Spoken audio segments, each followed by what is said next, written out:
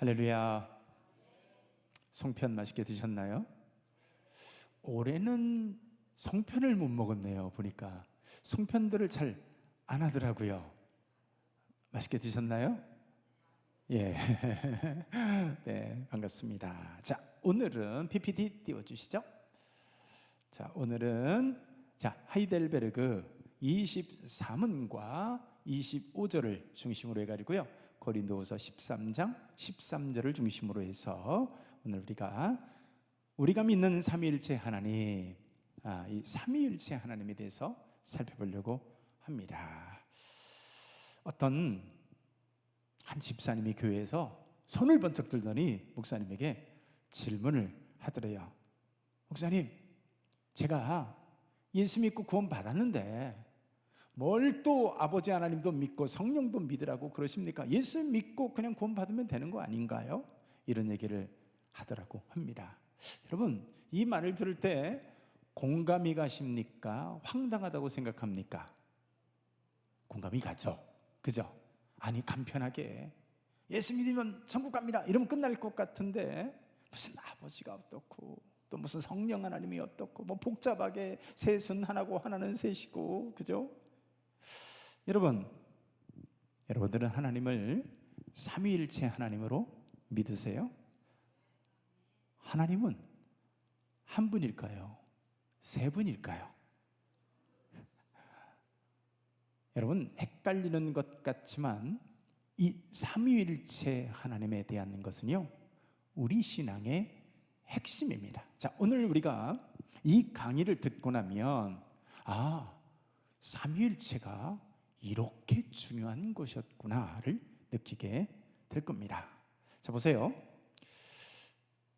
성부 하나님은 우리를 사랑하시는 아버지시고요, 성자 하나님은 우리의 구원을 위해서 친히 오셔서 십자가에서 희생하신 분이고, 성령 하나님은 하나님이 계획하시고 예수 그리스도께서 친히 십자가에서 죽으신 그 구원을 2025년을 살아가는 우리에게 구원이 적용될 수 있도록 계속해서 우리와 동행하시는 하나님이십니다.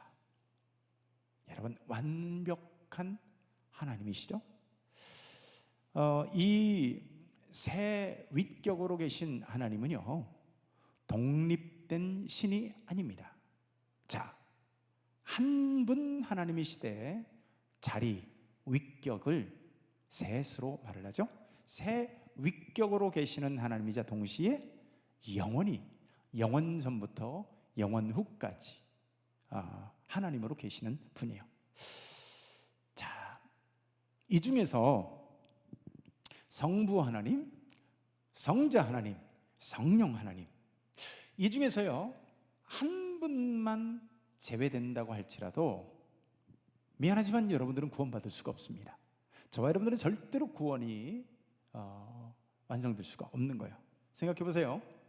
하나님의 아버지의 사랑, 이 사랑이 없다. 그럼 어떻게 될까요? 하나님 아버지, 성부 하나님의 그분의 우리를 향한 사랑이 없었다면 어떻게 될까요? 우리를 향한 구원의 계획이 있을 수가 없겠죠.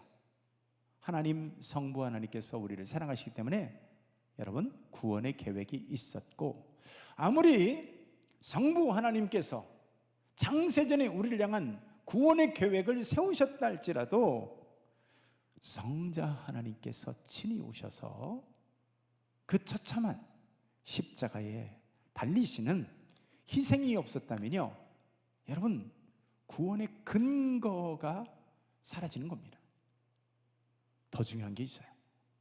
아무리 2000년 전에 예수님이 십자가에서 죽으시고 피 흘리셔서 구약에 약속된 이 모든 것들을 다 이루셨다 할지라도 성령 하나님이 오늘 나에게 찾아오셔서 내 만문을 열어주시고 깨닫게 하시고 감동해 주셔서 그분을 영접할 수 있도록 도와주지 않았다면 예수 그리스도의 십자가 사건은 그저 2000년 전에 있었던 남의 얘기에 불과한 거예요. 자, 이런 차원에서 한번 생각해 보세요. 어떤 사람은 성경을 누군가 지어냈대요. 사람이 짱구를 굴려서, 잔머리 굴려서 성경을 지어냈대요. 생각해 보세요. 이게 지어낼 수 있는 개념일까요? 인간의 상상력이라는 것은요, 한계가 있어요.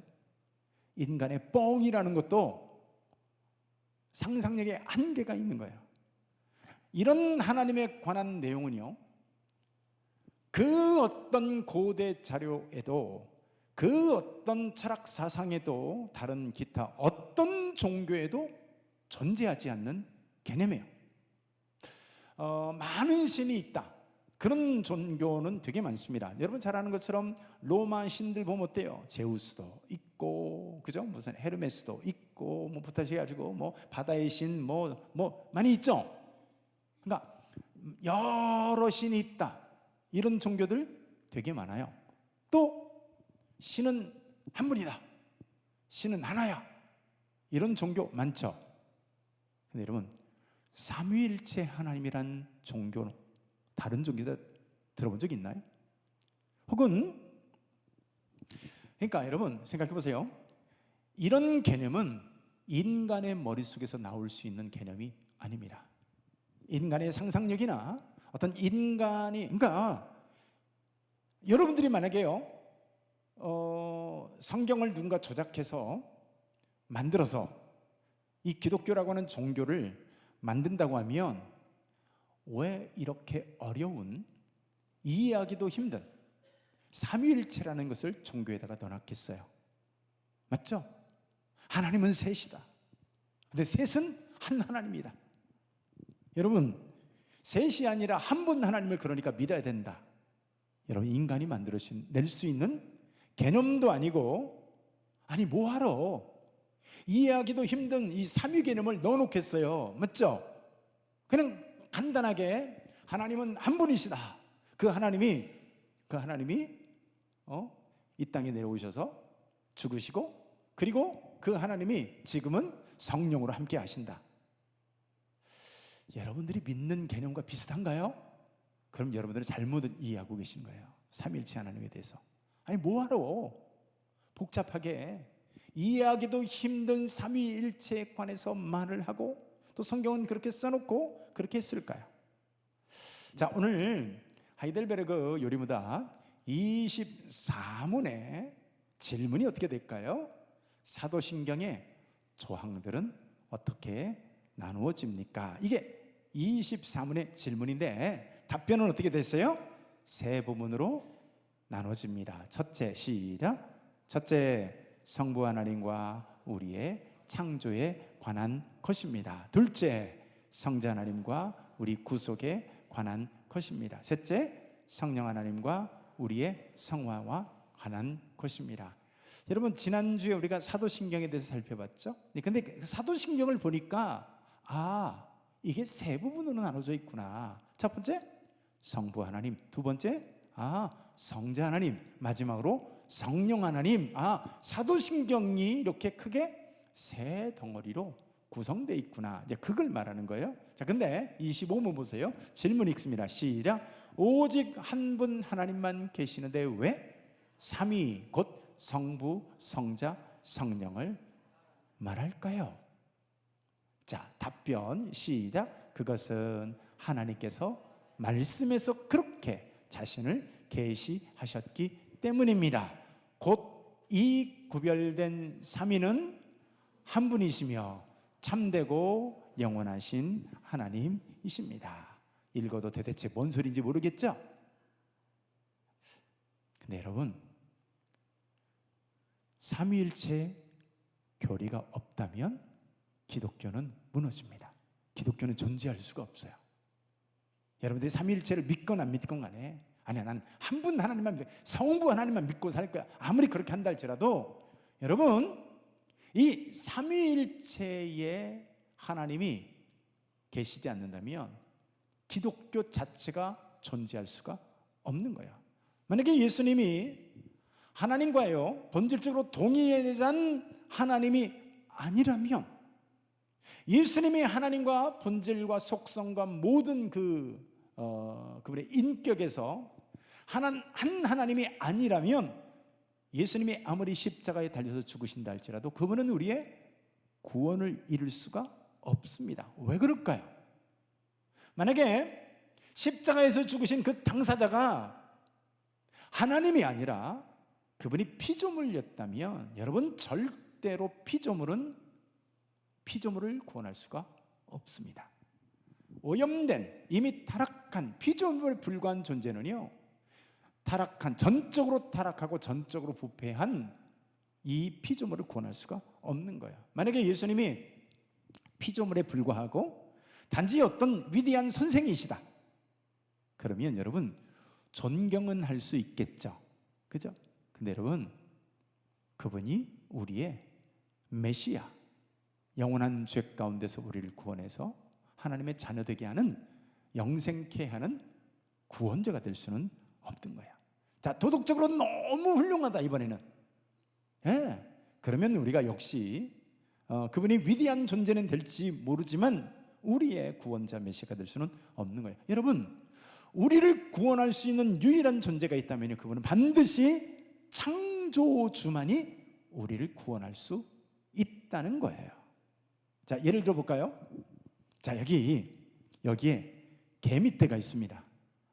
근데 개미떼가 있는데 어떤 문제가 생겼는데 이 개미떼들이 떼죽음을 당할 위기 가운데 있는 거예요.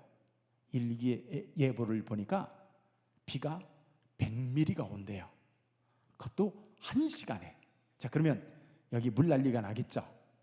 떼죽음 당한다고 쳐봐요. 자, 그러면 떼죽음을 당할 상황인데 그 개미 중에서 조금 더 착한 개미가 있어요. 그럼 착한 개미가 100mm가 물폭탄처럼 쏟아져 다 하수구로 들어가서 다 죽을 판인데, 이 착한 개미가 이 다른 개미들을 구원할 수 있을까요? 자, 개미가 좀 머리가 좋은 개미가 있어요. 좀 머리가 좋은 개미가 그러면 이 문제를 해결할 수 있을까요? 아니에요. 한 가지예요. 뭘까요? 개미 입장에서 볼 때 초월적인 존재자가 해답을 제시할 수가 있습니다. 그러니까 개미가 아니라 사람이 뚝을 쏴주든가, 아무튼 개미 입장에서 볼 때 개미와는 차원이 다른 이 모든 걸 뛰어넘는 초월적 존재가 있어야 해답을 제시할 수 있다는 거죠. 여러분, 그래서 우리가 모든 사람이 죄 가운데 범해서 오늘도 죄의 멸망의 길을 달려가고 있는 우리에게 피조물은 절대로 피조물을 구원할 수가 없습니다. 오직 창조주만이 피조물을 구원할 수 있습니다. 생각해 보세요. 타락한 죄인이 온전한 구원 계획을 세울 수 있을까요? 안 되는 거예요. 성부 하나님이 안 계시다면 구원의 계획 자체가 불가능한 거야. 하나님께서 구원의 계획을 세우셨을 때 여러분, 수천 년의 그 구원 계획이 이루고 있습니다. 창세기 3장에서 시작해서 여러분, 그 구원이 어디에서? 요한계시록 22장에 가서 마치게 됩니다. 실제로 십자가에서 그것이 성취되어지기까지도 4,000년이 걸렸어요. 그러니까 절대로 타락한 인간은 온전한 구원 계획 자체가 불가능한 거예요. 또 설령 인간이 어쩌다가 우연히 기가 막힌 구원 계획을 세우는 어떤 우연이 있었다 쳐봐요. 하지만 여러분 보세요. 죄 없는 사람만이 대속의 제물이 될 수 있는데, 성경은 뭐라고 얘기하죠? 로마서 3장 23절에 보니까 모든 사람이 죄를 범하였음에 하나님의 영광에 이르지 못하였다.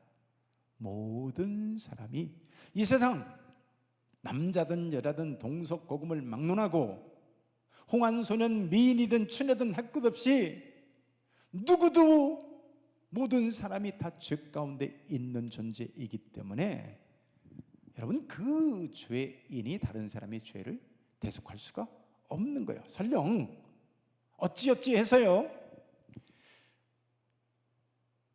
예를 들면 어떤 그런 존재가 있어서 십자가에서 죽었다 쳐봐요. 문제가 뭘까요? 무슨 수로 2000년 전에 십자가의 사건이 오늘 2025년을 살아가는 우리에게 적용될 수가 있을까요?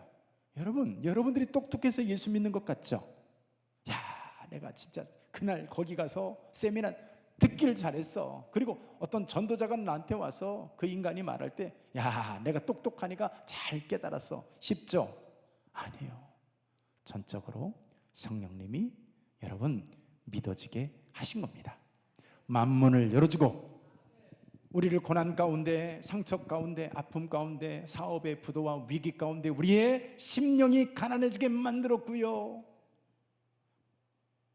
그렇게 평소에는 배타적이고 그냥 교회 얘기, 복음 얘기만 나면 눈을 그냥 도끼 눈을 뜨면서 매야 이랬던 사람인데, 그날따라는 귀를 쫑긋하고 듣는 거야. 이번에 그 추석 연휴 때 늘 그랬듯이 우리 형님네 집 가서 하루 저녁 자고 1박 2일 여정으로 이제 참여하고 왔는데요. 제가 슬금슬금 슬금슬금 복음을 포문을 열기 시작했는데, 자, 이번 타켓은 제 조카였습니다. 우리 예준이보다 10살 더 많은 36살짜리인데 어느덧 얘가, 제가 군대 갔다 왔는데 얘가 태어나서 이제 막 3개월인가 된, 한 1년 못 됐는데요, 제가 얼마나 시커멓게 생겼는지, 제가 특공대 갔다 왔으니까 제 얼굴 보기만 하면 울었던 얘가 장가를 가가지고 36살이 됐는데 이제 얘기를 꺼냈어요. 딴 때 같으면 표정이, 눈동자가 흔들리면서 핑계를 대가지고 맞죠, 전화 받는 척하고 막 도망가고 그랬는데, 그날따라 어떻게 해요? 눈이 동그래져가지고요, 거의 한 30분 정도 제가 하는 얘기를 들었습니다. 할렐루야. 아니, 딴 때는 교회 얘기만 나와도 삼촌이니까 어떻게는 못하지만 딱 사람이 알잖아요, 그죠? 말 꺼내보면 알잖아요. 억지로 듣고 있는데, 딴 생각하고 있는데, 밀어내고 있는데 알잖아요. 근데 어제 같은 경우는 어떻게 해요? 복음에 쏙 이렇게 마치 스펀지가 물을 빨아들이듯이 그걸 제가 느꼈습니다. 그래서 복음을 전하고, 그리고 제가 도움이 될 만한 영상들을 보내주면서 꼭 들으라고 하고서 제가 이번 우리 초청주일까지 작정해서 계속 기도할 생각입니다. 제가 우리 조카들에게 제가 평소에는 못 해주니까 생일 뜨잖아요, 카톡에. 그럼 제가요 이렇게 이제 스타벅스 이런 커피하고 이렇게 케이크 같은 거 이렇게 선물로 이렇게 보내주는데, 이 친구가 다른 때와 달리, 다른 때는 그냥 형식적으로 작은 아빠 고마워요 이렇게 끝나는데, 얘가 뭐라고 썼냐면 언젠가는 돌아가야 할 이른 양일 뿐입니다 이렇게 써놓은 거예요. 할렐루야. 그러니까 이번에 표적을 삼고 간 거예요. 제가 왜 그랬을까요? 그렇잖아요. 제가 얘를 처음 전도했겠습니까?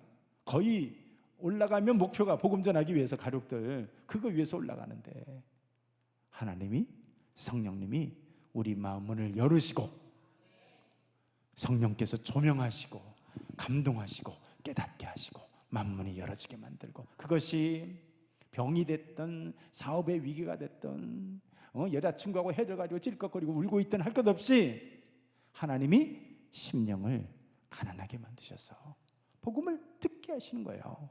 어떤 사람은 잘 나가다가 느닷없이 찾아온 이 공황장애 같은 이런 것 때문에 인생의 막다른 절벽에 꽂혀서 하나님 살려주세요 이런 사람들, 여러분 성령님이 역사하시는 것인 줄 믿습니다. 그래서 여러분 보세요, 하나님이 계획하시고 성자 예수 그리스도께서 4,000년 동안 예언한 그대로 십자가에 달려 죽으시고 구원을 완성하셔서 그것이 나에게 성령을 통해서 적용되어지게 하신 줄 믿습니다. 여러분, 그래서 이 삼위일체 중에 단 하나만 부정한다고 하면 절대로 저와 여러분들의 구원은요 이루어질 수가 없는 거예요. 그래서 그 유명한 신학자 헤르만 바빙크라고 하는 분이요, 이런 유명한 얘기를 남겼습니다. 기독교인이 경험하는 모든 은혜는 성부로부터 시작하여 성자를 통하여 성령 안에서 우리에게 주어진다 이렇게 얘기한 거예요. 여러분, 하나님의 은혜가 성부 하나님부터 시작해서 성자 예수 그리스도의 십자가를 통하여서, 그리고 누구로부터 적용된다고요? 성령 안에서 우리에게 적용되더라는 거예요. 자, 그러면 그런 질문이 있죠. 목사님, 성경에 삼일체라는 단어가 몇 장 몇 절에 나오나요? 쉽죠? 성경에 삼위일체라는 단어 자체는 단 한 군데도 등장하지 않습니다. 근데 중요한 거는 항상 하나님은요, 삼위일체 안에서 설명되어지더라는 거야. 자, 여러분, 성경책을 열면 첫 번째로 만나는 성경이 뭐죠? 창세기. 창세기 1장 1절. 우리 다 함께 암송 시작. 태초에 하나님이 천지를 창조하시니라. 자, 여러분 성경을 다 외우고 있죠? 자, 근데 창세기 1장 1절 성경을 열자 첫 번째로 만나는 구절이 태초에 하나님이 천지를 창조하시니라. 하나님의 구원 계획으로 시작되는데요, 놀라운 사실이 뭔지 아세요? 자, 요한복음을 보잖아요. 요한복음 1장 1절부터 3절 이하를 보면 우리 같이 한번 읽어볼까요? 시작. 태초에 말씀이 계시니라. 이 말씀이 하나님과 함께 계셨으니 이 말씀은 곧 하나님이시니라. 그가 태초에 하나님과 함께 계셨고 만물이 그로 말미암아 지은 바 되었으니 지은 것이 하나도 그가 없이는 된 것이 없느니라. 자, 여러분 보세요. 태초에 하나님의 천지를 창조하시니라 했는데 실제 창조는 누가 있다고요? 여기 있잖아요. 여러분 3절에 뭐라고 되어 있어요? 만물이 그로 말미암아 지은 바 되었으니 지은 것이 하나도 그가 없이는 된 것이 없느니라. 여기서 그가 누굽니까? 말씀이라고 하잖아요. 말씀이 누구예요? 예수 그리스도셔요. 여러분, 그래서 요한복음 1장에 보면 하나님의 독생자 예수 그리스도께서 우리 가운데 오심에 자기 백성이 영접하지 아니하겠다고 이 말씀에 대해서 설명하고 있어요. 여러분 보세요. 하나님께서 창조를 계획하시지만 실제로 이 모든 창조, 우주 만물을 창조하신 주체가 누구냐? 만물이 그로 말미암아 지은 바 되었으니 지은 것이 하나도 그가 없이는 된 것이 없느냐. 이게 무슨 말이에요? 모든 천하 만물은 누구? 성자 예수 그리스도를 통해서 만들어졌다는 거예요. 자, 그런데 여러분 창세기 1장 2절을 보면 하나님의 영은 수면 위를 운행하시니라 이렇게 돼 있어요. 자, 보세요. 창세기 1장에 등장하는 하나님은 어떤 존재로 지금 드러나고 계시는 거죠? 성부 하나님이 태초에 하나님의 천지를 창조하시니라 선언을 하시고, 성자 예수 그리스도께서 실제로 창조를 하시고, 하나님의 영은 이 모든 것들이 실제로 이루어지도록 하나님의 성령께서 운행하셨다라고 설명하는 거예요. 자, 아무 생각 없이 우리가 성경을 읽지만 하나님의 존재가 지금 어떻게 드러나고 있어요? 성부 하나님, 성자 하나님, 성령 하나님으로 드러나고 있어요. 여러분들이 이해를 하건 말건 거부하지 않던 간에 하나님은 이렇게 존재 방식으로 드러납니다. 그 유명한 여러분 예수님의 세례 사건도 생각해 보세요. 예수님이 세례 받으실 때 그 자리에 성부, 성자, 성령으로 등장을 하시는데 우리 같이 한번 읽습니다. 시작. 예수께서 세례를 받으시고 곧 물에서 올라오실새 하늘이 열리고 하나님의 성령이 비둘기같이 내려 자기 위에 임하심을 보시더니 하늘로부터 소리가 있어 말씀하시되 이는 내 사랑하는 아들이요 내 기뻐하는 자라 하시니라. 자, 여러분 하나님이 지금 어떻게 드러나고 계시죠? 위로부터 소리가 있어. 여러분 누구예요? 성부 하나님께서 이는 내 사랑하는 아들이요 내 기뻐하는 자라 말하는데 지금 누가 세례를 받고 계세요? 예수 그리스도께서, 성자이신 예수 그리스도께서 세례를 받는데 성령께서 어떻게 해요? 비둘기같이 임하신다고 말하잖아요. 여러분 성령 하나님께서 늘 이렇게 사역하시더라는 거예요. 그러니까 여러분 성부, 성자, 성령께서 같이 항상 존재하시고 사역하시고 증거하시는데 그 유명한 여러분들이 알고 있는 마태복음 28장 19절에 등장하는 그 유명한 예수님의 지상명령 있죠. 저는 지상명령을 승천하시기 전에 지상에 주신 말씀이라서 지상명령인 줄 알았더니 지존한 명령이다라는 의미에서 Great Mission이죠. 위대한 지존하신 명령. 자, 그 명령에 그 유명한 마태복음 28장 19절 어떻게 돼 있어요? 그러므로 너희는 가서 모든 족속을 제자로 삼아, 따라서 해봅시다. 아버지와 아들과 성령의 이름으로 세례를 베풀고.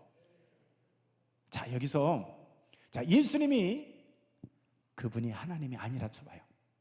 그분이 하나님이 아닌데 지금 자기가 자기를 높여가지고 하나님처럼 이걸 높여가지고 한다면, 자, 너희는 가서 모든 만민에게 세례를 베풀고 아버지와 나 예수 그리스도로 세례를 베풀어라 하면 되잖아요.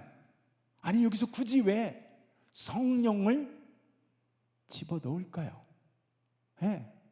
하나님 자신이 삼위일체 하나님이기 때문에 아버지와 아들과 성령의 이름으로 세례를 받으라, 또 세례를 받게 하라, 천하 만민에게 복음을 전파하라, 이렇게 말씀하시는 거예요. 여러분, 예수님이 같은 하나님이 아니라면 절대로 예수님이 이렇게 언급하실 리가 없다는 거예요. 여러분, 그리고 많이 익숙한 말씀을 접하게 될 텐데 오늘 성경 본문이죠. 같이 읽어봅시다. 시작. 주 예수 그리스도의 은혜와 하나님의 사랑과 성령의 교통하심이 너희 무리에게 함께 있을지어다. 자, 사도 바울이 축도한 내용이죠. 그래서 여러분, 목사님들이 축도할 때 이 말씀을 맨날 우리 목사님은 축도가 왜 똑같은지 몰라. 똑같이 해야 됩니다. 그래서 어떻게 되세요? 하나님의 사랑과 성령님의 교통하심, 그죠? 주 예수 그리스도의 은혜와 하나님의 사랑과 성령의 교통하심, 이거는 딱 정해져 있는 삼일체 하나님으로 축복하도록 그렇게 되어 있는 거죠. 그러니까 여러분, 예수님이 성령님과 동일한 하나님의 축복의 권위로 지금 어떻게 해요? 선포되고 있다는 거야. 하나님께서 여러분들을 축복하신다면 끝날 것 같은데 어떻게 해요?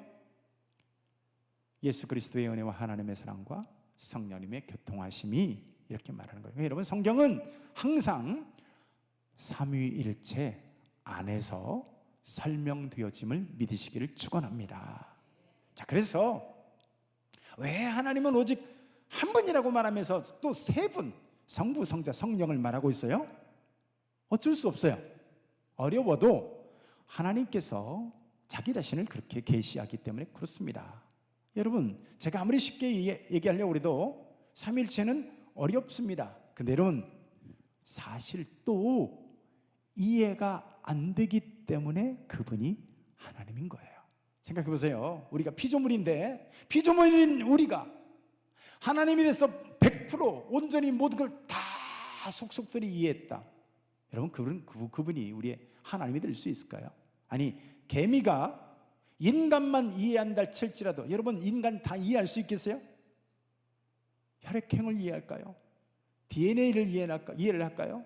그죠? 이해 못하죠. 그러니까 여러분, 이해할 수 없는 존재이기 때문에 그분은 사실은 하나님인 거예요. 어려워도 하나님은 어떻게 존재하신다고요? 성부와 성자와 성령으로 존재하시는 분이십니다. 그래서 여러분, 그래서 내가 이해할 수 없으니까 난 못 믿겠어 라고 하는 것은 너무나 오만하고 어리석은 판단이라고 볼 수가 있습니다. 하나님은 절대로 다 이해할 수 없는 분이십니다. 왜 그럴까요? 그분은 초월자이시기 때문에 그래요. 자, 그래서 여러분, 이게 이제 성부 하나님, 성령 하나님, 성자 하나님, 우리가 이제 그걸 배우고 있는데, 자, 예를 들어 볼까요? 어떤 사무실에서 쓰는 어떤 회전 바퀴 달린 의자 있죠. 의자가 있다고 쳐봐요. 겉으로 보면 그냥 하나의 의자지만 여기 보면 등받이도 있고 좌판도 있고 무슨 바퀴도 있고 막 그러잖아요. 이게 서로 다른 역할을 하면서 의자라고 하는 하나의 목적을 수행하고 있잖아요.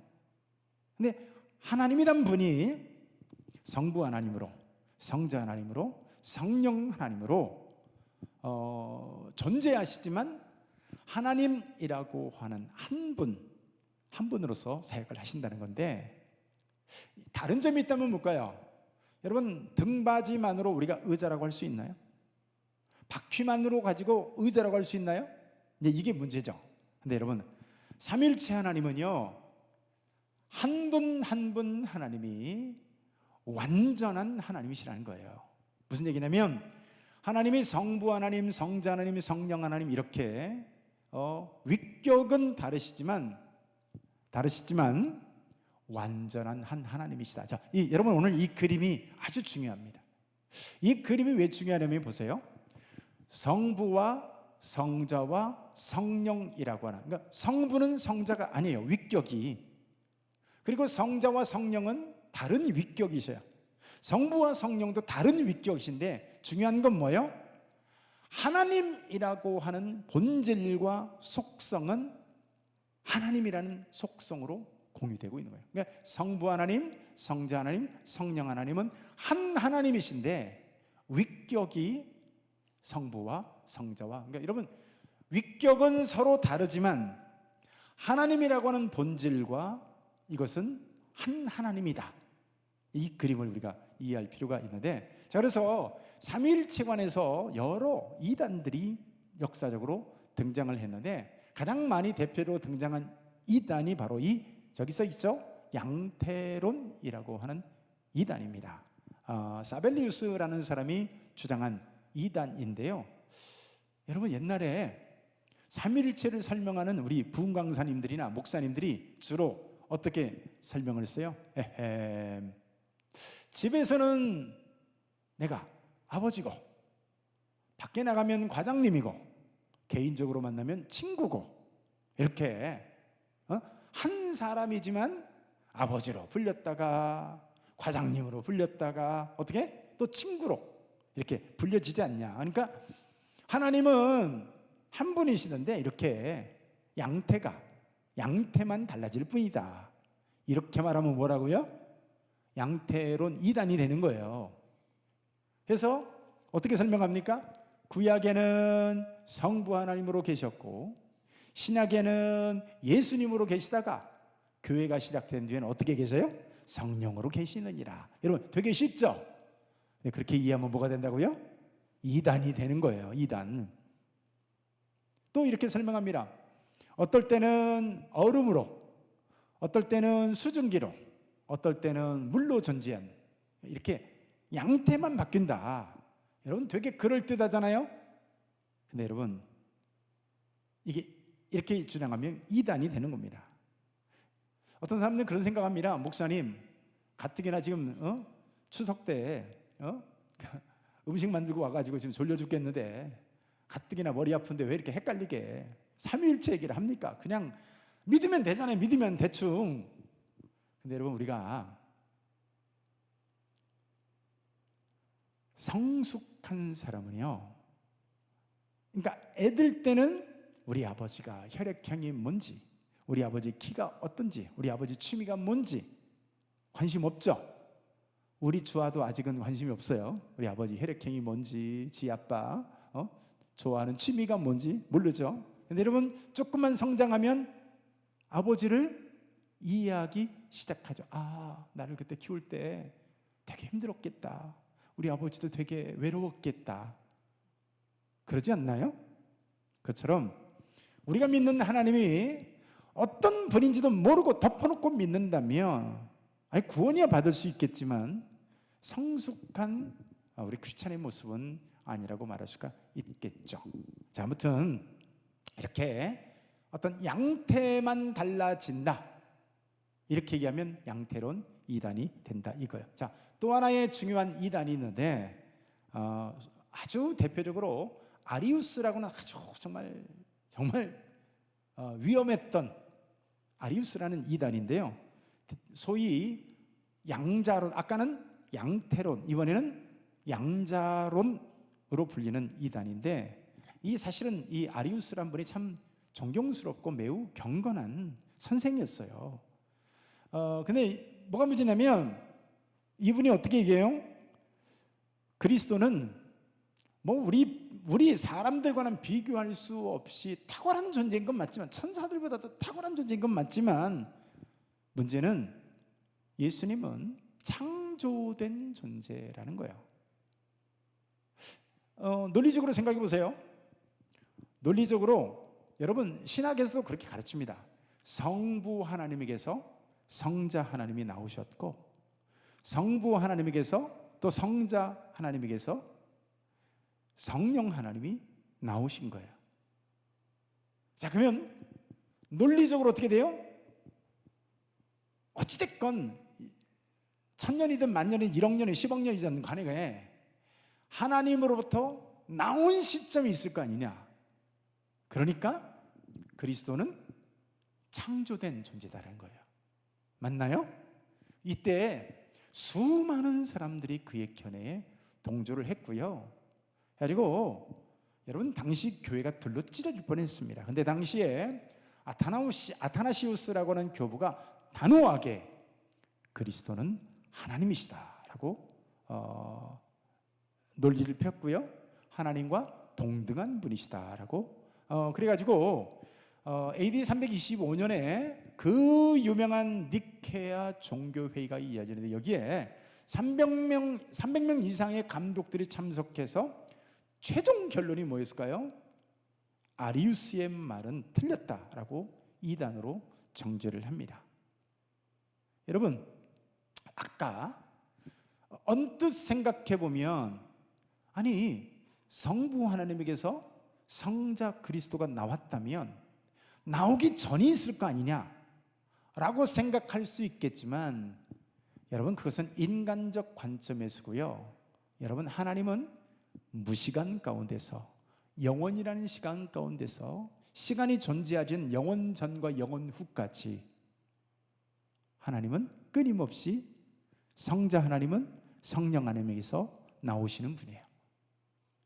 여러분 시간 차원에서 살아가고 있는 우리는 헷갈릴지 모르지만 시간이 없는 영원이라는 관점에서 하나님은 끊임없이 성부 하나님께서 나오시고 또 성령 하나님도 성자와 성부에게서 나오시는 분이에요.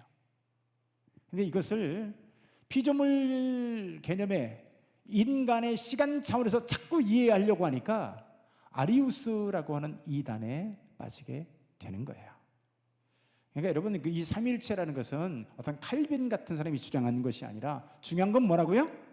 성경에서 그렇게 증거하고 주장하고 있다는 거예요. 지금도 많은 사람들이 솔직히 딱 그렇게 대놓고 얘기는 안 하지만 왠지 모르게 성자 예수님은 성부 하나님에 비해서 뭔가 조금 또 이제 성령도 뭔가 조금 부족하거나 열등하거나 아무튼 성부 하나님보다 뭔가 약간 모자란 듯한 열등한 어떤 존재로 생각하려는 경향이 많은 사람들에게 있습니다만 이렇게 아리우스적으로 생각하려고 하는 경향이 있다는 거예요. 중요한 것은 여러분 성경 자체가 동일한 하나님의 권위로 동일한 속성과 본질과 속성에 의해서 조금도 성부와 성자와 성령이 구별되지 않는 한 하나님이시다라는 거예요. 자, 이 그림 다시 한번 볼까요? 여러분 하나님이라고 하는 본질과 속성은 조금도 성부, 성자, 성령이 다르지 않아요. 한 하나님이십니다. 근데 위격이 다른 영원 전부터 영원 후까지 새 위격으로 존재하시고 사역하시는 분인 거예요. 예를 들어 볼까요? 자, 제가 설명하는 부분을 잘 들으면 이해가 되지만 잘못 들으면 양태론 이단에 빠집니다. 자, 물과 얼음은 본질적으로 같을까요? 다를까요? 본질적으로 CO2라고 하는 본질이 같습니다. 잠깐 얼음이든 수증기든 물이든 할 것 없이 CO2라고 하는 본질은 똑같은 거예요. 근데 여기서 양태론 이단이 되려면 어떻게 되는지 아세요? 어떨 때는 물이었다가 어떨 때는 수증기였다가 어떨 때는 얼음으로 나타난다 하면 양태론 이단이 되는 거지만 영원 전부터 영원 후까지 하나님은 어떤 분으로 이 CO2라고 하는 본질은 같지만 물과 얼음과 수증기로 존재하신다라고 하면 양태론 이단이 아니라 하나님을 거의 비슷하게 설명한 겁니다.